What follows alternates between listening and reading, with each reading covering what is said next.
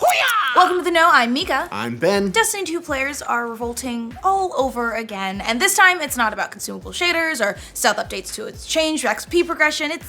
It's about Destiny 2's brand new DLC, Curse of Osiris, and sad things that came with that. Great. The new expansion is accused of not having enough content, of putting all of the most desirable content behind the bright Endgame system. You know, where it can be purchased via real money if you want to skip the grind. And most notably, of locking non-DLC owners out of content they used to be able to access for free. So, if you haven't bought the expansion, there's even less to do than before the endgame. Wow, that's not all. They're even hiring designers whose sole job it is to help get more money out of players. All of which is leading to some pretty messy responses from the community, with some going as far as asking for refunds of the game via PSN and Xbox Live. Oh boy! Lots of fun there. This recent round of commotion started with the release of the Curse of Osiris DLC on Tuesday, bringing a couple of new explorable areas, new story missions, new social space, and most importantly, more gear. Sounds fun, right? Well, what should have been a nice triumphant high point for Bungie, yet seemed to have landed with a bit of a thud with some vocal parts of the game's community. I was so excited. I was too. A glance at the subreddit reveals an entire page dedicated to gripes about Curse of Osiris' content and progression system, and the Bungie forums are no different. But players getting salty about content updates isn't really anything new, no matter what the title is. In addition to all these subjective complaints that players are upvoting en masse, like that the story missions are kinda bland, for instance, and the rewards aren't very exciting, fair. Guardians also discovered a fairly substantial change to the base game's content. Namely, that if you didn't purchase the new DLC, the game now locks you out of content that you were already able to play in the vanilla expansion. Yeah, that's not good. Cool. That's really not a good thing. Prior to Curse of Osiris, the power level cap in Destiny was 305. It's now been bumped up to 330. What that meant last week is that several endgame activities, like the prestige modes of both the Raid and the Nightfall Strike, used to have a light requirement of just 300. However, since Curse of Osiris, that's now been increased all the way up to 330, and unless you have the expansion, you can't get your light level up that high to participate, so the hard mode isn't accessible anymore. So get fucked. Awesome. In addition to that, Curse of Osiris also launched the Heroic Strike playlist, which used to be a staple in Destiny 1. And despite having a power level cap of 270, that playlist is also limited only to Curse of Osiris purchasers as well. Huh.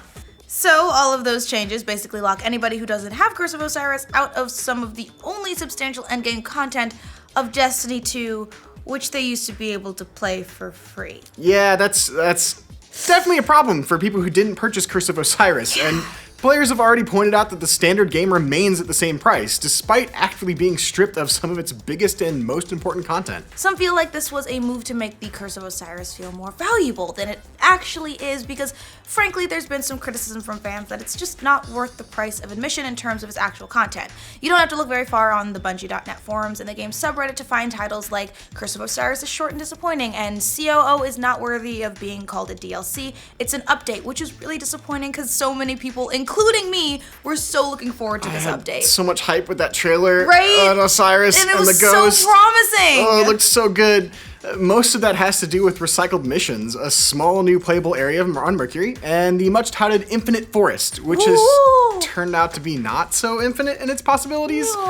The asking price of $20 looks doubly bad when you compare that to The Division, a similarly troubled light MMO with lots of ups and downs in its player base, which just received a massive free update this week that adds a huge new zone, a new PvE mode, a new 4v4 PvP death mode, new exotic weapons, and more. I actually kind of want to dive back into The Division for a free update. And you know what's even better? Yeah, that game's free right now. But again, aside from the locked content, that other stuff is mostly subjective in nature. However, there are some other notable gripes with the new DLC as well, and it's gotta do with microtransactions. A big criticism of Curse of Osiris is that some of the community is accusing it of being designed so that it puts the most desirable content behind Tess's Eververse. The good old Eververse. If you don't know what that is, it's basically the game's storefront where you open bright engrams, aka loot boxes, and convert real money to Destiny 2 silver. And while most content in previous expansions gets added to the base game, as in is part of the loot pool that you can find on your own, in Curse of Osiris, it's gated behind the Eververse, meaning the most sought-after gear is inside of loot boxes. Bungie! Come on! I got nothing. Ugh. Sure, you can play and earn that stuff on your own, but more importantly, you can just skip all of that and buy it. Oh my God. Throw some money at it. Which seems to be the intent according to the game's critics. At the same time as those growing concerns from players is the fact that Bungie seems to be hiring new people just to focus on monetization. The subreddit discovered a Bungie job posting for a senior progression designer, whose main job is to design and implement new features and systems with an eye on engagement, retention, and monetization. I really think they should just retitle that as Senior Whale Hunter. Yep, Give there them a you go. Go right out there. Optics, Bungie. Optics. Jesus. Obviously, it's a developer's job to make money, and Bright Ingram's or Destiny's primary method of post-launch monetization. You know, plus the $20 expansion packs.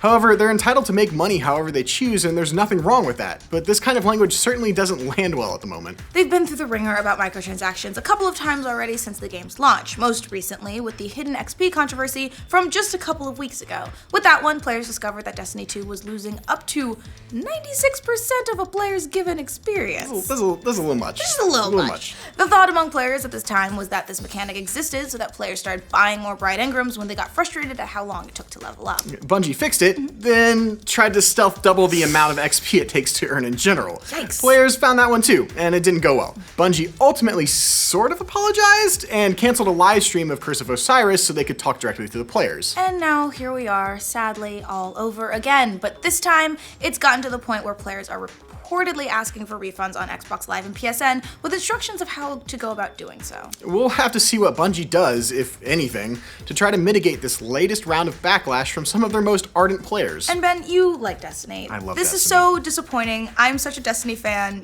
You know this, I know this, but Bungie, I can't.